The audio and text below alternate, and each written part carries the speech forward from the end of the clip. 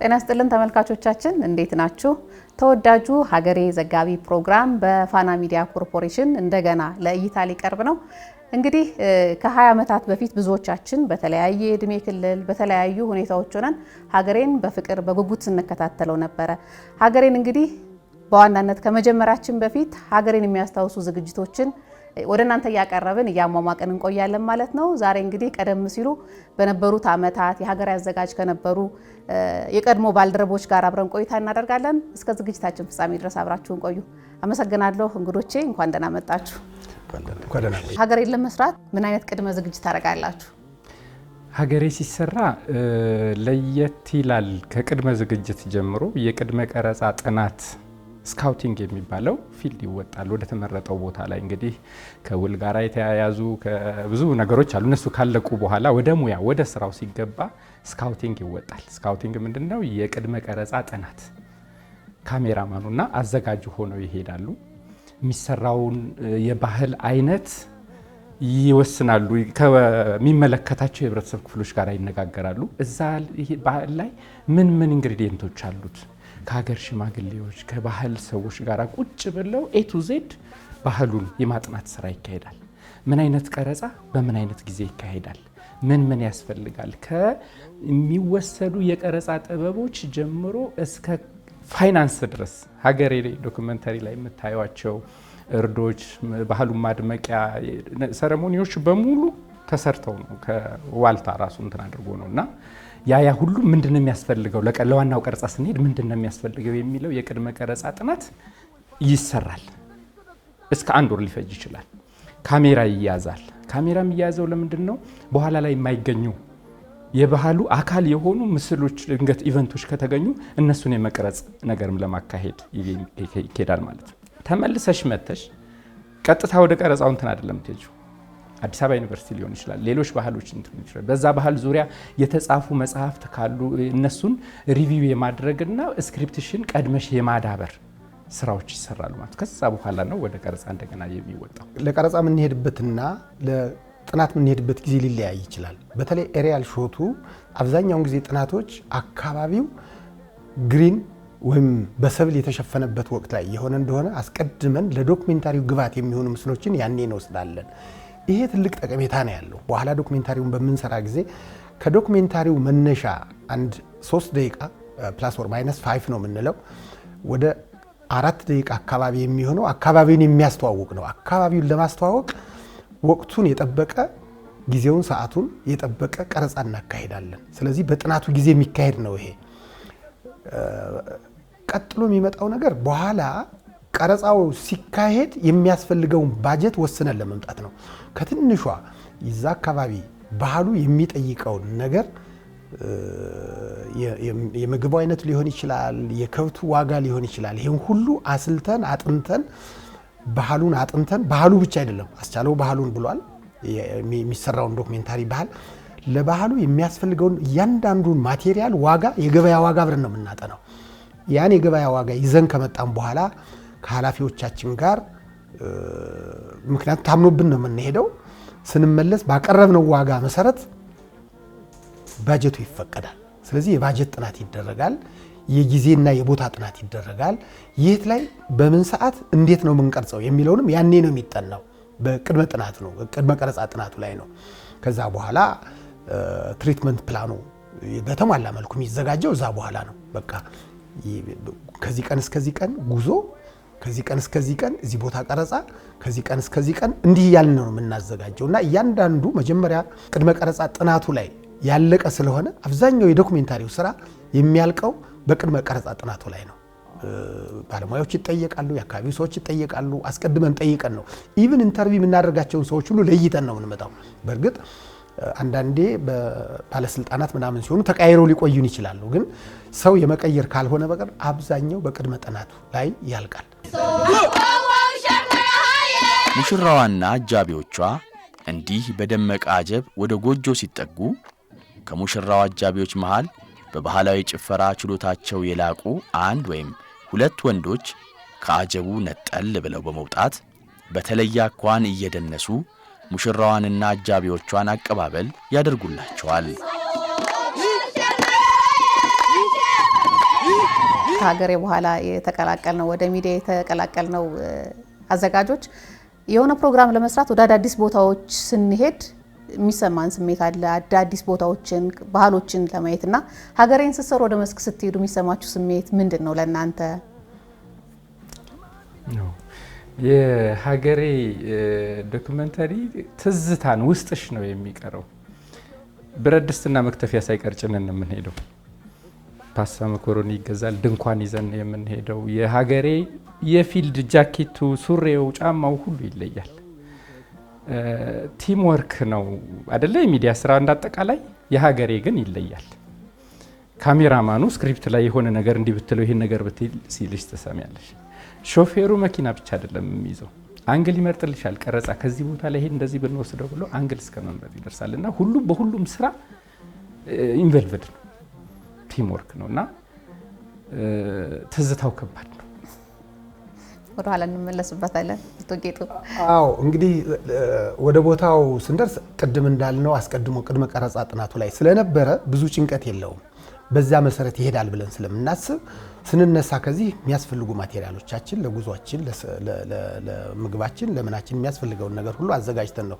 አክቹአሊ ብዙዎቹ ብሔረሰቦች ስንሄድ ያግዙናል፣ በአመጋገብ ላይ ያግዙናል፣ በብዙ ነገር ላይ ያግዙናል። ግን እኛ ራሳችን አዘጋጅተን ነው የምንሄደው። እዚህ ስንነሳ ግን የፍርሃትም የጭንቀትም ብዙ እንትን የለም። አንደኛ ቲሙን በደንብ ነው የምናዋቅረው። ቲሙ ሲዋቀር ካሜራማኑም፣ ሾፌሩም፣ ረዳት ካሜራማኑም መጀመሪያ አካባቢ የሬዲዮም እንትን ስለነበር የሬዲዮ ባለሙያውም አብሮን ነው እንትን የምንለው። ያኔ ከመሄዳችን በፊት እንነጋገራለን፣ የቦታ ድልድል እናደርጋለን።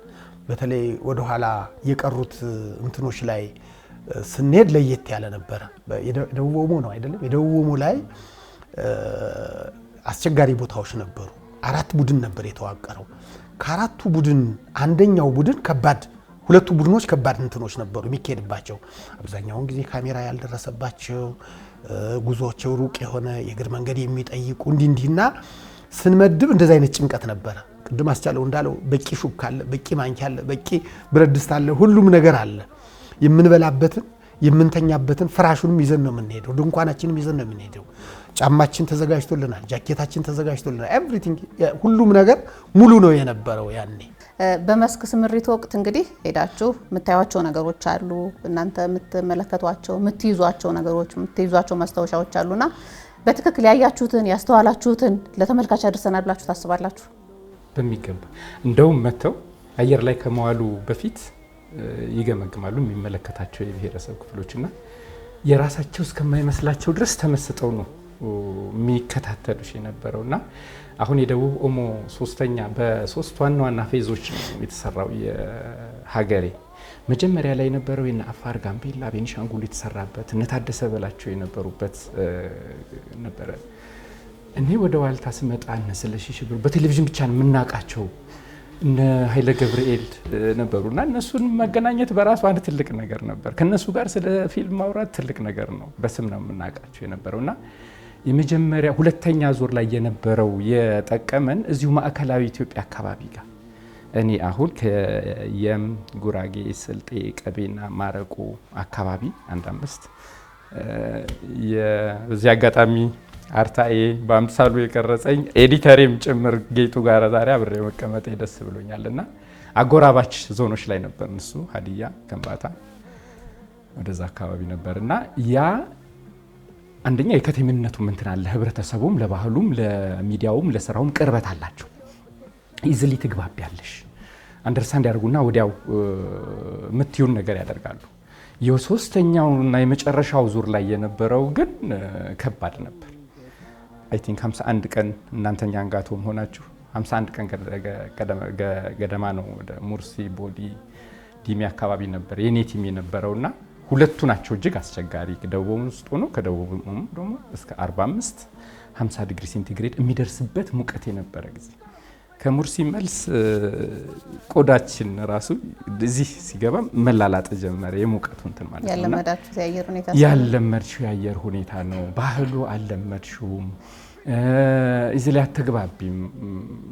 ኦሎሞስ ሙሉ በሙሉ በሚባል ደረጃ አርብቶ አደር ናቸው። ካሜራ ቀደም ጌጡ ሲል እንደነበረው ካሜራ ያልደረሰበት ነው። ብዙ ተግዳሮቶች አሉ። በዛ የሚያልፍ አንድ ነጭ መኪና የሆነ አደጋ ካደረሰ ነጭ መኪና ይዘሽ በዛ ጋር ማለፍ አትችይም። አሁን የስኳር ፋብሪካዎች ወደዛ መስፋፋታቸው ምናምን ተከትሎ ለውጥ አለ፣ እድገት አለ፣ ልብስ መልበስ ተጀምሯል። በጣም ብዙ እንትን አለ። ያን ጊዜ የነበረው ሰፈሪንግ ግን ከባድ ነበር።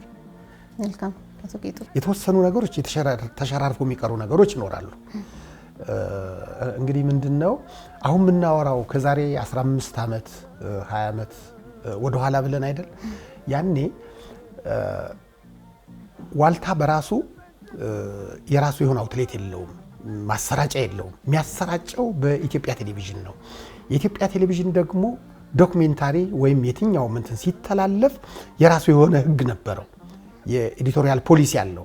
ስለዚህ ባህሉን በቀረጽነው መልክ ሳይሆን የምናስተላልፈው መጥተን ስንሰራ ዶክሜንታሪው ሲሰራ የነሱ ኤዲቶሪያል ፖሊሲ በፈለገው አቅጣጫ ነው እንትን ምንለው።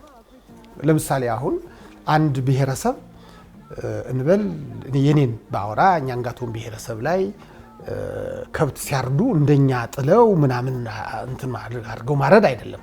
ሜቢ አልፎ ሲሄድ በሬውን በጦር ሊሆን ይችላል የሚወጋው። ደሙ ሲወጣ ደሙን ለተለየ ነገር ይፈልጉታል። ጀስት ኢቲቪ ያኔ በዚህ ያኔ ስሙ ኢቲቪ ደግሞ ይሄን አይፈልግም። ስለዚህ የባህሉ አንዱ አካል ተቆርጦ ይቀራል። አንዱ እንትናችን ይሄ ነበረ። ለምሳሌ ሲታረድ ደሙ ይፈስና ከደሙ ላይ እነሱ የሚያደርጉት አንዳንድ ስርዓት አለ። ያ እንዳይታይ ይሉናል። ከዛ መጥተው የባህሉ ባለቤቶች ባለታሪኮቹ እንዴ ይሄስ ሲሉን ያኔ መልስ እናጣ ነበር። በተረፈ ግን በደንብ አጥንተን እንተሱ ጋር ውለን አድረን ታሪኩን በደንብ የሚያውቅ ሰው ይዘን ስለሆነ የምንሰራው በተቻለ መጠን የቀሩ ነገሮች የሉም ማለት አይደለም። አሁንም ገና ብዙ ተደጋግሞ ቢሰራ የዛ አካባቢ ባህል በነገራችን ላይ ያንድ አካባቢ ዶክሜንታሪ ሲሰራ እኮ ሰዎችን ነው የምታነቢያቸው፣ ማህበረሰቡን ነው የምታነቢው፣ አጠቃላይ ህይወታቸውን ነው የምትዳስሽው። ታሪካቸው፣ ባህላቸው፣ ወጋቸው ሁሉን ነገር ነው። ስለዚህ ጥንት ከነበሩበት ዛሬ እስካሉበት ድረስ ያለውን ነገር ሙሉ በሙሉ አግኝተን አስተላልፈናል ማለት አይቻልም። ብዙ እየተሸራረፉ የሚቀሩ ነገሮች ይኖራሉ። በዛ ልካችን ግን በነበረው ልካችን ባሰብነው ልክ ከክልሉ መንግስት ጋር በተነጋገርንበት ደረጃ ያለውን ነገር ግን አመተን ለማስተላለፍ ሞክረናል። ምክንያቱም ያን የሚተላለፉባቸው መንገዶች ዶክሜንታሪ ፊልሙ በቴሌቪዥን በሬዲዮ ለሬዲዮ እንዲያመች ሆኖ እንደገና ይሰራና እንደገና ደግሞ በኢትዮጵያን ሄራልድ ላይ በእንግሊዝኛ አማርኛም ነበረው አይደለም? አዎ አዲስ ዘመን ላይ በእነዚህ ሁሉ ይተላለፍ ስለነበረ እንደው በድርሞ ሲታይ አብዛኛው ነገር የነሱ ባህል ታሪክና ቋንቋ ወጋቸው አኗኗር ዘያቸው በሙሉ ለመተላለፍ ሞክሯል። እንደገና ተመልሶ ቢሰራ ያኔ ተሰርቷልና በቂ ነው ወይ? በፍጹም አልተነካም። ኢጣያ ቦሽ ኢጣያ ሂንማሽ ኢጣያ ገንሳ ይያ ጉምቢ ይያ ቤገ ይያ ቃልዋ እንኮጉኮ ያኒ ፊሲ ጋልሻ ኩልቢ አሁን አልኪያዛ ያዙኩም ጋጤ ዋንጋ ኮሚት ኮሚት ጋጤ ዋንጋ ሲሽዋላ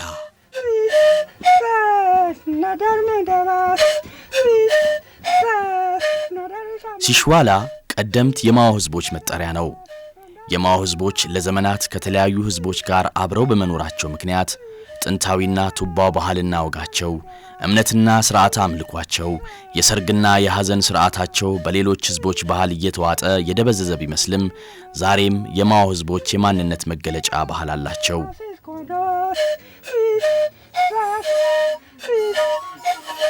ወደ አቶ ብርሃኑ ልመለስና እስኪ ሀገሬን ስክሪፕት ተራኪ ነህ አንተና ሀገሬን የተሰሩ ፕሮግራሞችን ማንበብ ምን አይነት ስሜት ይሰጣል? ልጆች ሆነን በብሔራዊ ጣቢያው በኢትዮጵያ ሬዲዮ ኢትዮጵያን እንቃኛት የሚል ፕሮግራም ነበረ። ይሄ በድምጽ ነው። እንግዲህ እንዴት ይሰራ እንደነበር አላውቅም። እሱን ነው እኔ በአካል ያገኘሁት። እዚህ ስመጣ ለመተረክ ስመጣ እንዲሁ ዝም ብዬ አልመጣሁም። የድምጽ መረጣዎች አሉ። በዛን ወቅት መጣሁ። ምንድነው የማየው መሰለሽ ያ የተሰራው ስራ አሁን ቀደም ሲል እነሱ የለፉበት በየበረሃው በየጫካው በየደኑ ወድቀው ተነስተው ሲመጡ የሚያነሷቸው ነገሮች እኔ ውስጥ ይገባሉ። እኔ ዝም ብዬ ስክሪፕቱን ይዤ አይደለም የምቀመጠው፣ እዛ ውስጥ መግባት ፈልጋለሁና እንደ ጓደኛ ነው መጣው። እዚህ ለድምጽ ቀረጻ ብቻ አይደለም መጣና እዛ ውስጥ መግባት ፈልጋለሁ። ለምሳሌ አዳዲስ ቋንቋዎች አሉ እነሱ የሚጽፏቸው ውስጥ ያንን ምንድነው የሚሉት የብሔረሰቡ አካላት እንዴት ነው የሚናገሩት ያንን ነገር ብዬ ጠይቃለሁ። ስቱዲዮ ፊልም ይከፈታል፣ ኤዲተሮቹ ያሳዩኛል፣ እሰማለሁ። ዳይሬክተሮቹ ቀርጸው የመጡት እዚህ ጋር ያሉ እንደዚህ ነው የሚሉት ይላሉ፣ ስክሪፕቱ ላይ አለ። ስለዚህ የሰዎቹን ቋንቋ ይሄ ስላንግ የምንለውን በደንብ እሰማዋለሁ።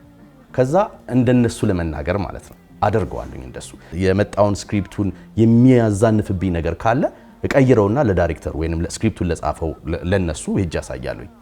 አይቃወሙም። ምክንያቱም የጋራ ስራ ስለሆነ ህዝብ ፊት መድረስ ስላለበት የህዝብ አይን መያዝ ስላለበት ያንን እሰራለሁ። በደንብ 3-4 ጊዜ ያንን ስክሪፕት ሬርስ አደረግና ኤዲተሩንም አላስቸግርም፣ ስቱዲዮም ያሉትን ሰዎች አላስቸግርም። ምክንያቱም እዛ ውስጥ መግባት ስላለብኝ እንዲበላሽ ስለማልፈልግ ወይንም ደግሞ እነሱ የለፉበት ነገር ህዝብ ጆሮ ላይ በቃ ተራኪው እንዲጎረብጥ ካደረገ ይበላሻል። ስለዚህ እሱን ሁሉ ከነሱ ጋር አብሬ እሰራለሁኝ መጥቼና ከስቱዲዮ ከመግባት ከመተረኬ በፊት ግን በደንብ ታሪኩን ማጥናት አለብኝ። እንደሱ አደርግ ነበር። በጣም አሪፍ ተመልካቾቻችን፣ ቀደም ሲል እንግዲህ እንደገለጽንላችሁ ሀገሬ ፕሮግራም በፋና ሚዲያ ኮርፖሬሽን በአዲስ መልክ ወደ እይታ ይቀርባል። ዛሬ ደግሞ ውይይት እያደረግን ያለነው ቀደም ባሉት ጊዜያት ሀገሬን እያዘጋጁ ወደኛ ወደ ተመልካቾች ሲያቀርቡ ከነበሩ ባልደረቦች የቀድሞ የሀገሬ አዘጋጆች ጋር ነው። አሁንም ቆይታችሁ ከኛ ጋር ይሁን። ሀገሬን ያው እንግዲህ ተመልካች የሚያየው ያለቀ ፕሮዳክሽን ነው። እናንተ ደግሞ ከማህበረሰቡ ጋር ወደ የምትሄዱበት ማህበረሰብ ጋር ተላምዳችሁ ተዋዳችሁ ነው የምትኖሩና ምን ያህል ፈታኝ ነበር? ብዙ ነገሮቹ ፈታኝ ናቸው። ድሮን የሚባል ቴክኖሎጂ የለም። ረጃጅም ወይ ተራራ ላይ ትወጫለሽ ወይ ረጃጅም ህንፃ ላይ የሆነ ነገር ላይ ሄደሽ ነው ከፍታ ፈልገሽ ነው እንትን የምታረጊው። ብዙ ነገሮች በቴክኖሎጂ ቀለዋል። አሁን ላይ ግን ቅድም ጌጡ ሲል እንደነበረው አልተነካም። ባህል፣ ቋንቋ አሁን ከ15 ከ20 ዓመትም በኋላ ዋልታ ስትይ አርታለይ ምናምን የሚልሽ ያን የሚጠራው ሰው ውስጥ ሰው እዝነ ልቦና ውስጥ ሰርስሮ ገብቷል በሀገሬና ይሄ ደግሞ ተጠናክሮ ሊቀጥል ይገባ ነበር የሚል እንትናለን። እቺ ሀገር 86 ብሔረሰብ አለ ብለን ስንል 86 የተለያየ ባህል፣ ቋንቋ፣ ታሪክ፣ አኗኗር አለ። ዝም ብለን የተወሰኑ እንደው ምን አበረከተ ሀገሬ ብለሽ ብትይ ቤኒሻንጉል አካባቢ አይ ቲንክ ብሬ አንብበዋል ብዬ አስባለሁኝ። እናት መውለጃዋ ሲደርስ የጉሙዝ እናት መውለጃዋ ሲደርስ ቁርበትና የምትጠቀምበትን ነገር ይዛ ጫካ ነው የምትገባው። የሚደርስላት ሰው የለም።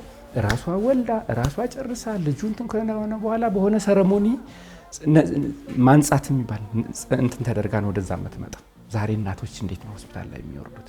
ይህንን ባህል ኤክስፖዝ በማድረግ ሀገሬ ፕሮግራም ለእናቶቹ ውለታ ውሏል። ደቡብ አሁን እኔና ጌጡ ነፍሱን ይማር መልካሙ ብርሃኑ የነበረበት አካባቢ ላይ ጨምሮ አብዛኞቹ የደቡብ ብሔር ብሔረሰቦችና ህዝቦች ክልል ላይ ከ300 ያላነሱ ጎጂ ልማዳዊ ባህሎች ነበሩ ሁሉም የተመዘገቡ። ወደ 150 የሚሆኑት ጎጂ ባህላዊ ድርጊት ናቸው ተብሎ ተፈርጆ ህብረተሰቡም እንዲተዋቸው ጎጂ ናቸው ተብሎ በእርግጥም እነ ሚንጊ ወንድ ልጅ ጥርሱ የታችኛው ቀድሞ ከበቀለ ወደ ባህር የሚጣልበት ሂደት ነበር። እሱ ቀርቷል ዛሬ ላይ እና አስተዋጽኦ ከባድ ነው። የፍትህ ስርዓቱን ሊያግዝ የሚችል ሁሉም ሰው የየራሱ ባህላዊ አስተዳደር ስርዓት አለው። ጉራጌ ጋር ብትሄጂ ቂጫ ጎርደና ሴራ አለ። ወደ ማረቆ ብትሄጂ ራጋ የሚባል፣ ወደ ቀቤናዎች ጋር ብትሄጂ ደግሞ ኦገቴ የሚባል ነገር አለ። ስታዩ ህብረተሰቡ ከፍትህ ስርዓቱ ያልተናነሰ የሚያከብራቸው የሚገዛላቸው ናቸው። እነዚህ ቢጎለብቱ፣ እነዚህ በደንብ ቢወጡ ቢለሙ አንድም የቱሪስት መስህብ ናቸው። የፍትህ ስርዓቱን በማገዝ ለአካባቢ ለሀገር ሰላምና አብሮነት ጠቀሜታቸው ከፍተኛ ነው። እንደውም ጌጥዬ ጋር እንል ነበር እቺ ሀገር እኮ ኢትኖግራፊክ ኢንሳይክሎፒዲያ ሊኖሪያት ይገባል።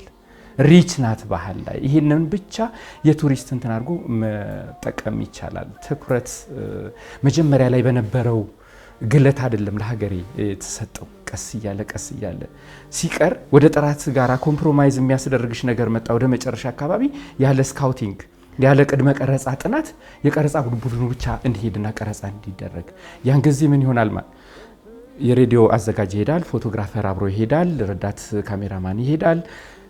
ያ ሁሉ ክሩ ተቀነሰና አንድ አዘጋጅ ሲሄድ የሬዲዮንም የጋዜጣውንም ቡድን የመምራቱንም ገንዘብ የማስተዳደሩን 50-60 ሺህ ብር ትይዣለሽ። አንድ ብሔረሰብ ጋር ስትሄጂ ባህል እንትን ማድረጊያ ገንዘብ ታስተዳድሪያለሽ፣ ቡድን ትመሪያለሽ፣ ታስተባብሪያለሽ። ስክሪፕትሽን አላጠናሹም አንዳንዴ ወደ መጨረሻ አካባቢ የነበሩትን እሱን እንትን ታደርጊያለሽ እና ጫናው እየበረታ የጥራትና እንትን ጋራ ፍጥነትና ጥራትን አጣብቂኝ ውስጥ የገቡበት ጊዜ ሆነ። ወደ መጨረሻ ወደ ተለያዩ ማህበራዊና ኢኮኖሚያዊ ፖለቲካዊ ፋይዳ ወዳላቸው ዶክመንተሪዎች ጭልጥ ተብሎ ተገባና ሀገሬ እንደገና ሊጀምር መሆኑን አሁን ካንቺ ስንሰማ እኛም ተስፋችን እየለመለመ መጣ። 20 ዓመት ወደ ኋላ ነው ሄድነው። አሁን 20 ዓመት ወደፊት ስንመጣ አዳዲስ ሀገሬን የማያውቁ ወይንም ያኛውን ትረካ ወይንም ያኛን ፊልም ያላዩ አዳዲስ ትውልዶች መጥተዋል። መቼም ሀገር ተረካቢ ስላላት ለተረካቢ የምናስረክበው ነገር አለ። ፋና ይሄንን መስራት ሲያስብ እነሱን ታሳቢ አድርጎ ነው የሚሰራው ማለት ነው። ምክንያቱም ከዚህ በፊት የነበረው አሁን ትልልቅ ሰው ሆናል። እኛ ራሳችን በጣም ትልልቅ ሰዎች ሆነናል። አዳዲስ ልጆች አሉ፣ አዳዲስ ትውልድ አለ፣ አዳዲስ ያልተሰራባቸው ቦታዎች አሉና ትኩረቱን እዛ ላይ ያደርጋል። ያን ጊዜ ስራው ሲሰራ ማኔጀሩ ቢሮ አይቀመጥ ያስታውሳሉ። አቶ ነጋሽ ይባላል የነበረው፣ አሁን በህይወት የለም። ስቱዲዮ ይመጣል። ስራ አስኪያጅ መሆኑን ራሱ አላውቅም። በቃ ኖርማሊ እንደማንም ሰራተኛ መጥቶ ቆሞ ሰምቶ አስተያየት ሰጥቶ ይሄዳል እና ለአንድ ዳይሬክተር ወይም ለአንድ አዘጋጅ ፕሮግራሙን ለሰራው ሰው ብቻ አይደለም አገሬ ሸክሙ የጋራ ነው። ምክንያቱም ስሙ የሚጠራው መስሪያ ቤቱ ስለሆነ የእንትና መስሪያ ቤት አሁን ዋልታ ሀገሬ ነው የሚባለው እንጂ የከሌ አይደለም የሚባለው። ስለዚህ ሁሉም ይተባበራል። ወደፊትም ይሄው ፕሮግራም ሲቀጥል ያ ነገር ቢኖር እጅ በእጅ መያያዙ ቢኖር መተጋገዙ ቢኖር ስክሪፕቱን አሁን አቶ ጌጡ የሰራውን ስክሪፕት አስቻለው ሊያዩ ይችላል። አቶ ጌጡ አርታይ ነው የሁሉንም ሊያይ ይችላል። ግን አቶ ጌጡ የሰራውን ማን ያያል? ወደ ታች ይሰጣል። አብረውት ላሉት ሰዎች ይሰጣል። ምን መተካት አለበት፣ ምን መጨመር አለበት የሚባል ነገር አለና በህብረት የሚሰራ ነገር ሁሉ ጊዜ ሲወጣ በጣም ያማረ ነው የሚሆነው፣ የተስተካከለ ነው የሚሆነው። ወንዶቹ ለመንጠቅ ሴቶቹ ላለመነጠቅ ባለው ትግል እሳት ላይ ሳይቀር ተደራርበው ይወድቃሉ። ጸብና አምባጓሮ ግን የለም፣ መጓተት ብቻ።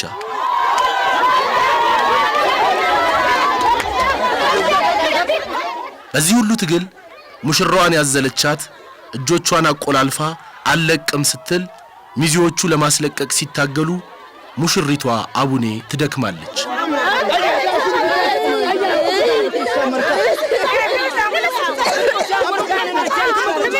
ለችግሮቹ ላይ አስቻለው እንደውም ዘሎታል። ምክንያቱም እንደተባለው አገሬ እንግዲህ በቴሌቪዥን የምናየው ነገር ምንም ድካም የሌለበት ሰው ለመተቸት ቅርብ የሆነ ምናምን ነው። ብዙ ያልተደከመበት ብዙ ያልተጠርና እንትን ያልተባለበት ነው የሚመስለው። ለምሳሌ ሰርግ አንድ ሙሽራ ተሞሽሮ እለቱ ወጥቶ ሰርጉ ላይ ሲወጣ በቃ ከኋላ የነበረው ጫና የሚያውቀው እሱ ነው። ያን ሁሉ ጫና የገንዘቡን ጫና የተጠሪዎችን ያን ሁሉ ነገር ዘሆል ፕሮሰስ እዛ እስከሚደርስ ድረስ ያለውን ነገር የሚያውቀው እሱ ነው። ተጋባዡ ድግሱ ብቻ ነው። አማራ ከፋ ጣዕመ መረረን። የሀገሬ ፕሮግራምም ይሄ ነው ባህሪው። ሀገሬ አንዳንድ ጊዜ ከህይወት ጋር የተያያዙ ችግሮች ሁሉ ነበሩበት እኮ። ፈንታሁን አሁን የለም እንጂ አንዴ ወንዝ ወስዶት ነበረ፣ ጎርፍ ይዞት ሄዶ እንደውም ምስሉ አለ። ታች ሌላ የሆነች እንትን አግኝቶ ነው የወጣው። ጀስት ህይወት አስቻለው ራሱ አልተናገረውም እንጂ ያኔ ወይ ሙሉ ቀን ነው ወይ ያሬድ ብቻ አብሮት ረዳቶቹ ነበሩ። እዚህ መጥቶ ጉዟችሁ እንዴት ነበር ብዬ ጠየቅኩት።